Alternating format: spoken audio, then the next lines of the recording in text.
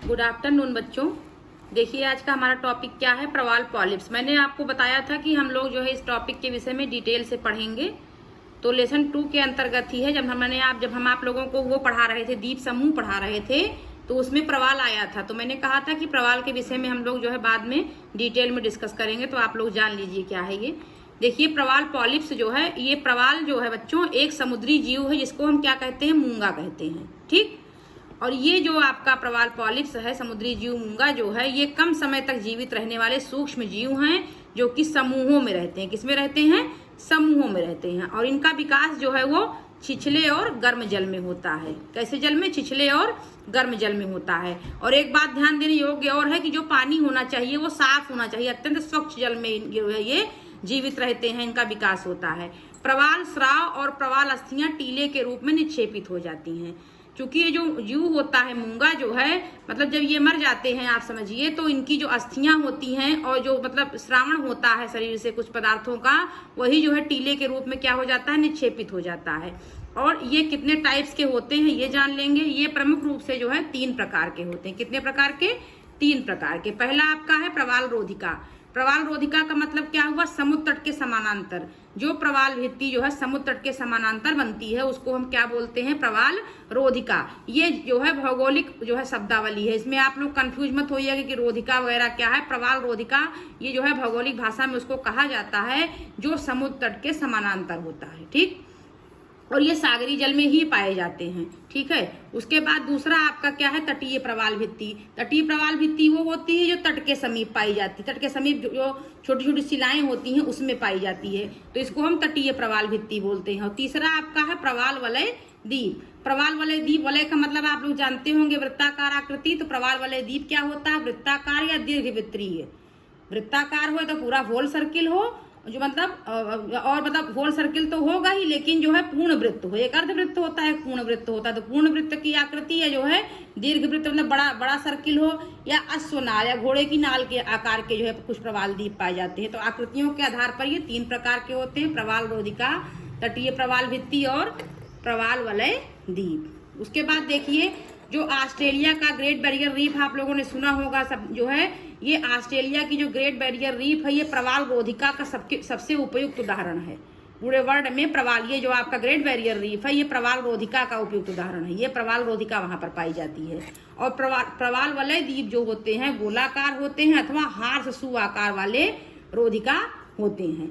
अब समुद्री जो भारतीय समुद्री क्षेत्र हमारा है, भारत के संदर्भ में हम लोग जानेंगे जो भारतीय समुद्री क्षेत्र वो कहाँ कहाँ पाए जाते हैं। देखिए जो भारतीय समुद्री क्षेत्र में मन्नार की खाड़ी आपकी है, लक्षद्वीप है, अंडमान निकोबार द्वीप, ये सारी चीजें जो है क्या है, प्रवालों से निर्मित हैं। ये सारे द्वीप आपके प्रवालों से बने हुए हैं। और इसके अलावा जो है वर्ल्ड के संबंध में ये प्रवाल लाल सागर और फारस की खाड़ी में भी पाए जाते हैं। अब देखिए इन प्रवालों को महासागरीय वर्षावन भी कहते हैं। क्योंकि ये जो प्रवाल हैं बच्चों मैं बता दूं आपको, ये इकोसिस्टम जैसे हमारे यहाँ पृथ्वी पर इकोसिस्टम होता है वैसे महासागरों में भी जल के अंदर भी इकोसिस्टम पाया जाता है, पूरा पारिस्थितिकी तंत्र होता है। तो ये जो प्रवाल होते हैं ये महासागरीय पारिस्थितिकी तंत्र का एक बहुत ही महत्वपूर्ण अंग होते हैं। और ये बड़े ही रंग बिरंगे होते हैं, जो है मतलब पूरा समुद्र के अंदर जो है पाए जाते हैं, 10-20 मीटर की गहराई तक जो है मिलते हैं।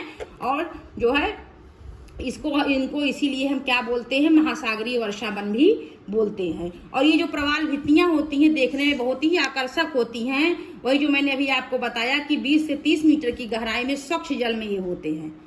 सागर में जो 20 से 30 मीटर की गहराई होती है, वैसे 200 मीटर की गहराई तक जीव वहां पाए जाते हैं, लेकिन 20 से 30 मीटर तक की गहराई में स्वच्छ जल में ये पाए जाते हैं जहां तक सनलाइट पहुंच पाती है।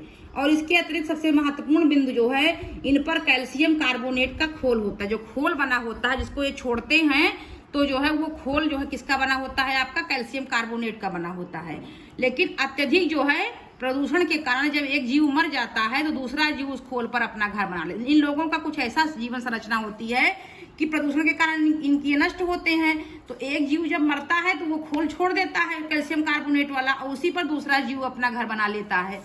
उसके बाद देखिए कि ये प्रक्रिया जो है लगातार चलती रहती है। मतलब एक जीव मरा, वो उसने अपना खोल छोड़ा, दूसरा उस पर अपना घर बनाया, फिर मान लीजिए उसकी भी डेथ हो गई, दूसरे तीसरे ने उस पर अपना घर बना लिया। इस तरीके से प्रक्रिया चलती रहती है, प्रोसेस चलता रहता है।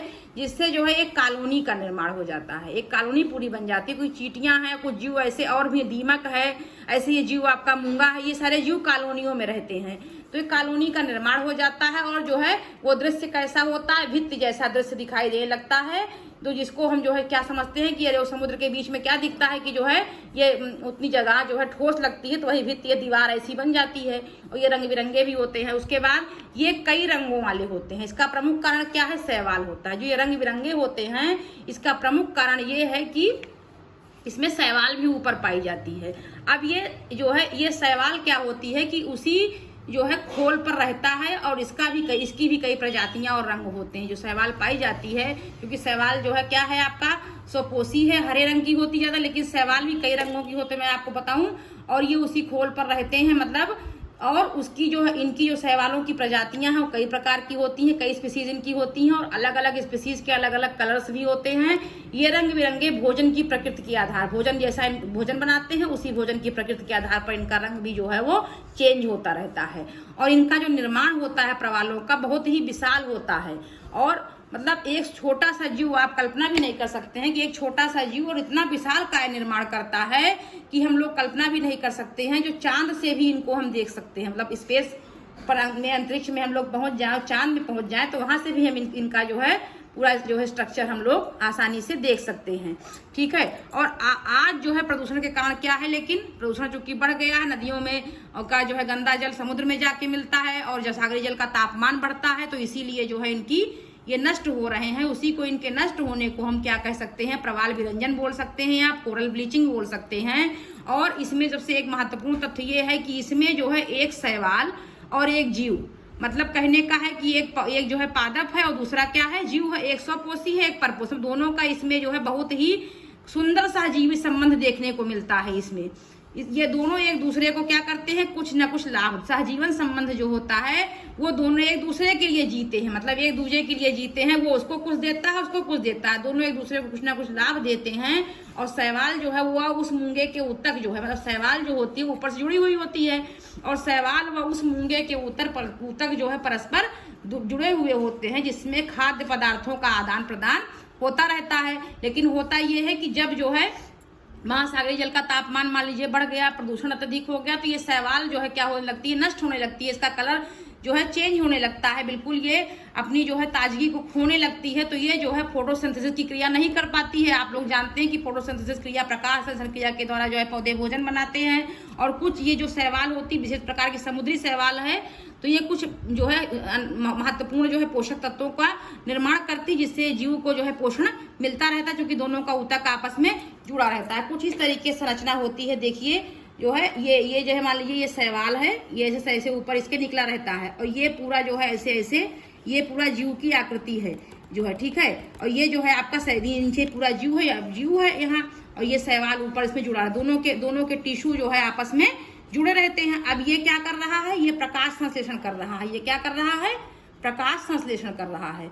ये प्रकाश संश्लेषण करता है तो क्या होता है, सनलाइट की उपस्थिति में, सूर्य के प्रकाश की उपस्थिति में ये क्या होता है आपका फोटोसिंथेसिस। सूर्य के प्रकाश की उपस्थिति में आपकी फोटोसिंथेसिस क्रिया होती है। ठीक है। तो ये जो है आप लोग जानते हैं कि फोटोसिंथेसिस में क्या होता है, ऑक्सीजन निर्माण होता है, इसके अलावा कुछ अमीनो एसिड्स और कुछ प्रोटीन का भी निर्माण कर, जो कि विशेष प्रकार की एल्गी होती है। और जो कि ये शैवाल पाए कहाँ जाते हैं, मैंने आपको पहले बताया था 20 से 30 मीटर की गहराई पर स्वच्छ जल में, जहां पर सनलाइट जहां तक पहुंचती है। तो चूंकि ये इस तरीके से होते हैं, लेकिन जब ये जो है अत्यधिक प्रदूषण के कारण समुद्री जल का तापमान ज्यादा बढ़ गया, तो ये जो है क्या हो जाता है, ये नष्ट होने लगता है, खराब मतलब हो जाता है। ये अब भोजन बनाने की क्रिया से जो है करने में असमर्थ हो जाता है, जिसके कारण जो है इसको पोषक पदार्थ मिलना बंद हो जाता है। तो ये जो है ऊपर से ये नष्ट होने लगता है, तो ये जीव को भी कुछ नहीं मिलता, तो ये मर जाता है। उसके बाद मरने के बाद जो अपना खोल होता है, जो आपका किससे बना होता है, कैल्शियम कार्बोनेट से बना होता है, ये खोल छोड़ देता है और मर जाता है। फिर दूसरा जीव उस पर उसी खोल पर आकर के अपना घर बनाता है, फिर पुनः दूसरी शैवाल उस पर आती है। इस तरीके से ये जो है प्रोसेस चलता रहता है। तो आप लोगों को मैंने प्रवाल पॉलिप्स के विषय में डिटेल में बता दिया। आप सभी लोग वीडियो को ध्यान से देखेंगे और किसी को कोई प्रॉब्लम होगी तो वो पूछेगा। आज के लिए इतना ही बच्चों, धन्यवाद।